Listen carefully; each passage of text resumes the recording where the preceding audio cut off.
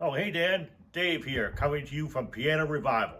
Today I'm going to do the 2023 vinyl tag. I picked out 20 questions just so I don't make a super long video, and I think these will be interesting. We're going to start by coming right over this way here. And I got the list. The number one is a good $5 record that everyone should own. That would be Linda Ronstadt, Hasten the Wind. The cover alone is worth the price of admission.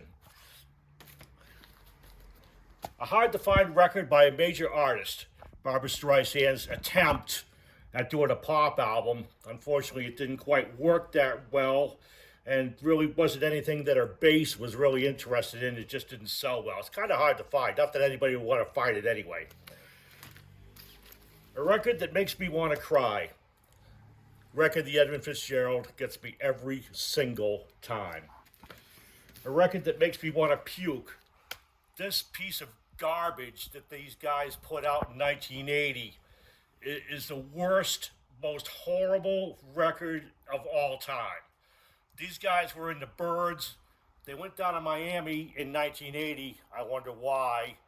And made this piece of crap. There's one kind of good song on this. The rest of it is just junk. A really short record. Well, that would be this Miles Davis Round Midnight album, his first record for Columbia. This one is still in the shrink, has the price on it. It's really short. There's 3 songs on each side, and we need to take a look at that fabulous, fabulous Columbia 6i. Ooh. Boy, is that thing ever minty. Beautiful album. All right, moving right along. I'm going to go up this way a little bit. And I got my list here. Okay, a guilty pleasure. That would be Tanya Tucker TNT. I actually listened to this quite a bit. A lot of my friends wouldn't believe that, but I really like this record. And I think we'll show the centerfold here. Ooh, smoking hot.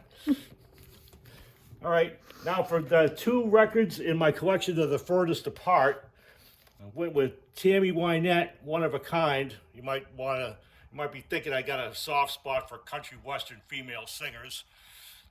This features the ultra slick production of Billy Sherrill. Really, for what it is, it's a really good record. And contrast that with, well, Fear, the record. Hey, New York's okay if you like saxophones, right? And actually, this cover is kind of crusty. But we'll go on to the next one, a crusty cover. And that would be this AC/DC High Voltage album. You can see that it's been eaten by mice. And there's also a massive water stain on it. I actually have quite a few of these records in my collection. I really don't particularly care about the jackets that much, and more the vinyl on this is fine. There's nothing wrong with it, surprisingly enough. But there's a big chunk missing out of here, and I was thinking about just doing a video about just stuff being eaten by mice, because I have quite a few of them. And while we're on the subject of crusty record albums, I kind of wanted to show this too, the very best of Hank Williams, Volume 2.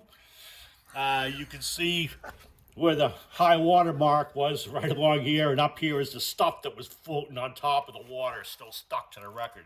And again, surprisingly, the record actually plays fine. There's nothing wrong with it. It's not warped or anything. Yeah, we got a piece falling off here. But all right, and the next one would be a record that I'm supposed to like, but I don't. And that would be this Gene Clark No Other album. I gave it a chance. I listened to it 5, 6 times over the course of a couple of years, and it just doesn't do it for me. So I know everybody says this is a great album, but not so much. And finally, we got The Condition is Crap, but who cares? This album is, I don't even know who Illinois Jacket is. I never even heard of him. It's kind of marked up. I don't really like to keep beat up albums, but I really don't know when or if I'll ever see another one of these. the jacket, the music inside is just as good as what the jacket lets on here. And a lot of times these old records, they can get kind of beat up and still play good. And this one actually isn't bad. It's not that bad. So I decided to keep it. It's really, it's a swinging album. All right, now we're going to go over to the other side and we're going to do some more. I have to wade through the pianos here. And we'll go on the other side here. And I've got some more over here. All right, a record with a horrible pressing. These first 3 Deep Purple albums on Telegrammaton were just not pressed very well. You can't really get a lot of fidelity out of them. This one particular, side 2, sounds like radio waves from space. Really doesn't even sound like a record. The best one is this one here, thankfully. I guess this is a semi-grail. It's also the best of the 3. So really bad pressing. The Warner Brothers comp that they released later on actually sounds better than these. So, I'll show the label here real quick. Telegrammaton. It was a company that was started by Bill Cosby to market his own comedy albums, and they sort of branched out, but the company went bankrupt after this was released.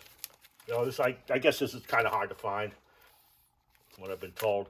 Okay, a record that I've never listened to. I bought this at a thrift store about 10 years ago, and, well, I just never listened to it. It's still in a shrink.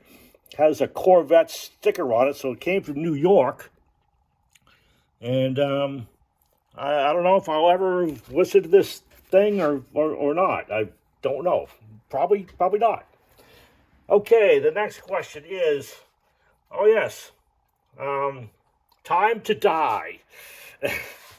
Tommy Bolin passed away about 4 or 5 weeks after this record was released, his major label debut. Side 1 is really strong. Good stuff on there. Side 2 kind of runs out of gas toward the end. This is a white label promo.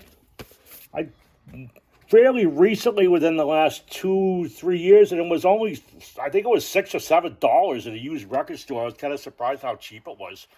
But white label promo, and I was really glad to get it. The other record, the other copy I had was all warped. It just didn't play that good. All right, Glam Me, a local group from Boston called Ready Teddy. Probably nobody's ever heard of these guys. 1976, a little late for the glam era, but it's really pretty glammy. Recorded in Maynard, and I wanted to kind of show this to the next record I'm going to show is a flop. This guy, the bass player, Scott Barenwald, is actually the bass player in this group right there, Robin Lane and the Sharpbusters. Supposedly going to be the next Blondie. They didn't really do much chart busting. So they had a kind of a minor hit in When Things Go Wrong, and then they just kind of dropped off the face of the earth. A played out record. Sorry guys, but I've heard it way too many times. I don't ever want to hear it again. Classic rock radio just played this to freaking death. I've had 4 or 5 of these at various times. It came in with other collections, and I just gave them away because I didn't want it. And then I ran across this one. It has my initials written on it, so I decided to keep it. But yeah, I'm not even going to say what it is. I don't want to hear it again. Don't want nothing to do with it. All right, the next one, Heaviest and Hardest. Oh my God, Blue Oyster Cult. You leave this on your floor and overnight, and it's going to fall into the basement. Dominant Submission, just killer crunch by a kind of underrated band. This thing just rocks from the very beginning all the way through. A killer album, probably their best album. I'm thinking of. All right, the 90s, Tool. And this is still sealed. And this is not a reissue or anything. This is a sealed record from 1992. Am I ever going to open it up? Probably not. Do I ever have to open it up? Not really. So there you go, the 90s. A scary record album. It's pretty traditional Irish folk music with some really dark lyrics, and the cover is kind of terrifying. All these guys with guns. I've never seen anybody talk about Dominic Behan before, and I don't really know that much about him. The music is good. And the back just got the description. You know, show the label. The label's pretty cool. Topic. It was obviously printed in ink from England. So that's kind of cool. So the next one I wanted to show is a record that I got in high school. I got this when I was in junior high school, way back when, in the dark days. And then in 2011, I was able to get Keith Richards to autograph it for me. Now, how cool is that? Just awesome. And finally, for the bonus question, I got a bonus. 21 questions is come fly with Frank, come fly with me. And here it is, Frank, come fly with me. I found this in a basement of an abandoned house. There was 300 records down there, of which I kept 27. And this was one of them. It's just a really nice condition. So, and that would be conclusive. Now, the other thing I wanted to mention was, R.I.P. Jeff Beck. We lost one of the greats. Okay, Dan. Thanks for coming up with these questions. And I'm looking forward to seeing more of your videos. Hopefully you'll make some more. Kind of been a little sparse, but I enjoy them every time they're on. Okay, goodbye now.